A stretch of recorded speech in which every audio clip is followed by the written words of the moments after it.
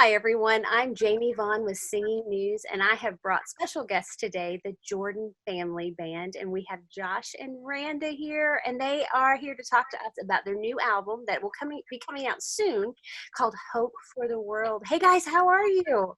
Hey, good to see you. Excited. Good. Now, everyone, I have heard this album. I've heard the pre-release. I'm telling you, it is one of the best Southern gospel albums I've heard in the past decade. I cannot wait for it to hit radio. I cannot wait for it to hit all of your ears. I am so excited for this one. And Josh, you wrote some of the songs on here, didn't you? Yeah, I think about 6 of them. Yeah. And what was your inspiration behind the album? Oh my. Well, most of our projects we write all of our music on, and the last couple I think we wrote either 8 or 9 of the 10 or something like that. And this time I told her, I was like, I want to open this up for other writers as well, and hear their message. And so we had lots of songs coming in. And I guess, the main thing we wanted, the theme, if you will, on this record was we wanted to present love, hope, encouragement. And I know that's everybody probably says that same thing. And a little bit of a flair. Well, a little exactly. behind the music. First and foremost, we just wanted it to encourage people. Yeah, always. That was just the main drive behind it. Yeah. Now, this is the first time we've met. I would love to hear how your career in music got started. Well, it got started in the womb, right? Yeah, we were raised to sing in church, and of course around the piano and the choirs, and as the years went on, me and him formed a trio with my brother for a few years, and then of course we all had children, and then our children started singing, and it just it's just God, he just put music in our souls and our kids' souls, and before we knew it, it was really right around the time his dad passed away suddenly in 2009 that we were listening to the Inspirations. This is our story. And the Inspirations had sang a song that year, came out with a song called Dealing with Gold. Yeah. And I'm sure a lot of people know that song. And so our boys were really tiny, 4 and 9, 4, 9, 8, something like that. And they loved the Inspirations, loved Mike Holcomb, and they just loved that song. And his dad had just passed away, so when we heard it on the radio going to church one morning, we cried. Like remember? 2 weeks after the funeral. Yeah, it was like right after the funeral. We started crying, and then the next thing we knew, we was learning it, we were singing it, and the boys were singing it, and I was like, these can sing, it was like it just all come together like overnight, and the rest is history. Literally, we started singing that, and then people was like, well, sing it here and sing it there, and we come and sing it at our church. Come sing it at our church. And we basically just learned it to sing to your mom, because she was grieving, and so we was invited to this church and that church, and I was like, man, we got to learn some more songs. We can't just sing that everywhere we go. And so we made an album. And, I mean, here we are, what, 5? Well, it's obviously been longer than that we've been singing. Yeah, it kind of started out slowly in 2010. And we started traveling, what? 2013, maybe? Yeah. 13. And so it just picked up. It picked up, and we've had some great success with our music. Now, do all of your children sing in the group?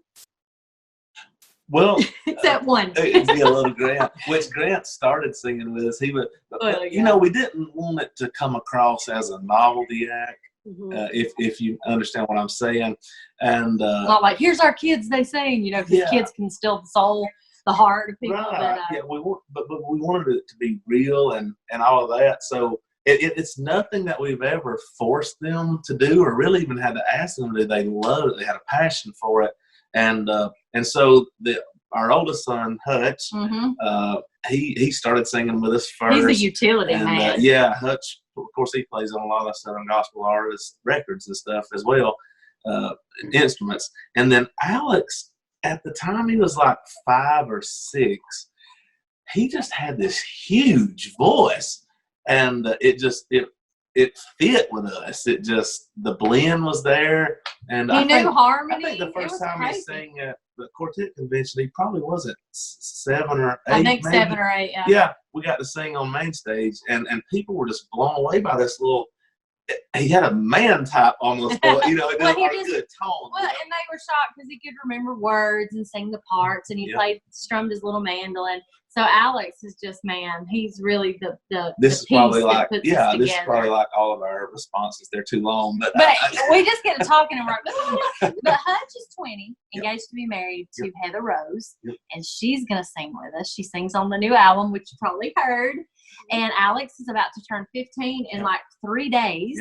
So those three are part of our band.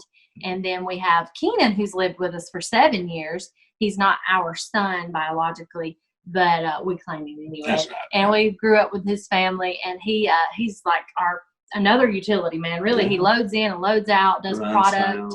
And then Grant is our 12-year-old, and he's the one that's like, I don't want to sing anymore. He's like, I'll be the man behind the scenes. Okay. So, you know, but we don't know. He may start. How do you manage being a family and being on the road at the same time? You know what? I get that question a lot, and honestly, it may be a little easier than being on the road and not being family. Okay. It honestly, it's not a lot of hard. Well, I don't want to say it's not a lot of hard work. It's not hard to get along. I don't know. We love to travel anyway. The family's always loved to travel anywhere, and so what I'll do, especially on our long trips, like when we're out in Texas or Arkansas, I'll also look ahead and I'll plan us things to do. Yeah. And, you know, just make it fun where it's just not about running out there, singing a couple of dates and running back home. Right. You know? And we're able to do that because we work from home. He owns his own business here through the week, and I work from home. So we're able to take a day off and make it fun for the kids. And I know not everybody can do that, but it was an adjustment phase. We traveled in a van, a conversion van, for a long time. It was what, 1980 something, 1990, I don't remember. And we loved it, every second of it, but we was piled in there. And then we was like, okay, let's move up a little bit. So God blessed us and was able to get a nice bigger van with a trailer. Yep. And then, whew, that like to have killed us. And then we got us a bus. We call it Black Beauty out there. And we're just thankful for the bus. But, you know, it's not easy. It is hard work, family or not. But God is good, and he's faithful, and he gives us strength to get through the hard times. And there's way more good times than bad times. So what do you want people to take away from this new album when it releases, which we don't have a street date yet? We're still waiting on that. That's a loaded question.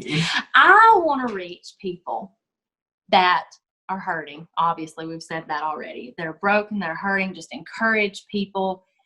And honest to goodness, Jamie, that's how you say your name, right, Jamie? Yep. Okay, just making sure. I want to reach the crowd that would otherwise not listen to gospel music. Does that make sense? I want to reach a crowd that may have walked out of the church and not been there a long time, or said, I don't want to go to church. I don't want to serve the Lord. I don't want no part of being a Christian. I want to reach that crowd. And I feel like this album could be that breakthrough. I really do, where it's those people that just otherwise wouldn't pick up a traditional Southern gospel record, but they may hear one song off this record and say, you know what, that's got a little something to it. And I want to hear more and hear the message of Christ in that music. Right. That's what I really, really, really want. That's the gospel truth. And I feel like if the right people hear this and it's marketed the right way and all those things, which you know all about that it could really be something to work on hearts out there that would otherwise not be coming and listening to gospel music. So that's my goal. What's your goal? Is it the same? And of course, we love the church. We minister to the church every single week. And that's our heart. We was raised in church, and our songs reach the church and the saints and keep them strong, hopefully. Right. Give them strength to go another day, build them up, the pastors and the song leaders and all that. We do minister to the church, but I really do want to reach the world. I really, really do.